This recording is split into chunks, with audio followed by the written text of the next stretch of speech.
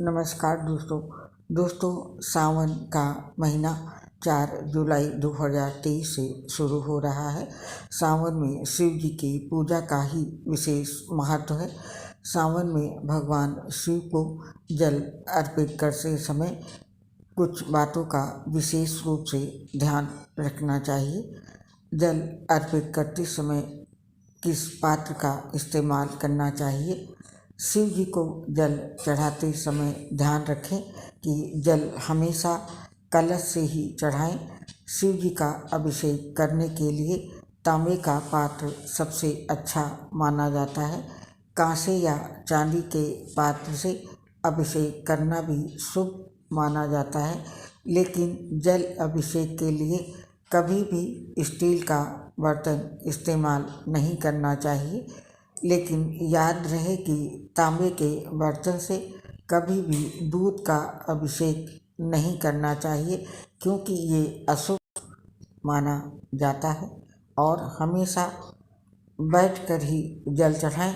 शिवलिंग पर जल अर्पित करते समय ध्यान रखें जल हमेशा बैठकर ही दें।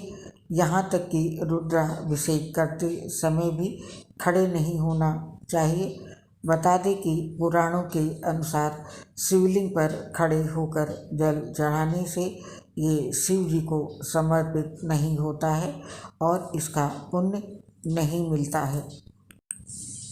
दाहिने हाथ से ही जल चढ़ाएं। भगवान शिव का अभिषेक जलधारा से ही करना चाहिए। जैसे जल की धारा एकदम पतली बहकर आती है, ठीक वैसे ही एक धार में धीरे धीरे भगवान शिव को जल चढ़ाना चाहिए। ध्यान रहे कि भगवान को हमेशा दाहिने हाथ से जल चढ़ाएं और बाएं से दाहिने हाथ का स्पर्श करें। इस बात का विशेष रूप से ध्यान रखें। यदि आप सोमवार को शिवलिंग पर जल चढ़ा रहे हैं तो सोमवार को शिवलिंग पर जल चढ़ाते समय व्यक्ति को ये ध्यान रखना चाहिए कि जल केवल 5, 7, 11 या 21 बार ही चढ़ाना चाहिए। और दिशा का भी विशेष ध्यान रखें। शिवलिंग पर जल चढ़ाते समय ध्यान रखना चाहिए कि आपका मुंह पूर्व दिशा की ओर नहीं होना चाहिए। पूर्व दिशा को भगवान शिव का मुख्य प्रवेश द्वार होता है और इस दिशा की ओर मुंह करने से शिव के द्वार में अवरोध होता है और वो नाराज हो जाते हैं।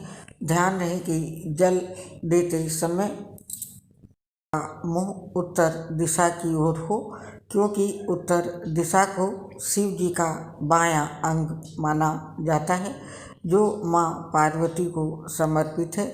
इस दिशा की ओर मुँह करके जल अर्पित करने से भगवान शिव और माँ पार्वती दोनों की कृपा प्राप्त होती है। कभी भी भगवान की पीठ की तरफ खड़े होकर ना पूजा करनी चाहिए और ना ही जल चढ़ाना चाहिए। उम्मीद है इस सावन में ये जानकारी आपके लिए काम की होगी और हमें इस पोस्ट से अब आप आज्ञा दें। मेरा नमस्कार स्वीकार करें। नमस्कार।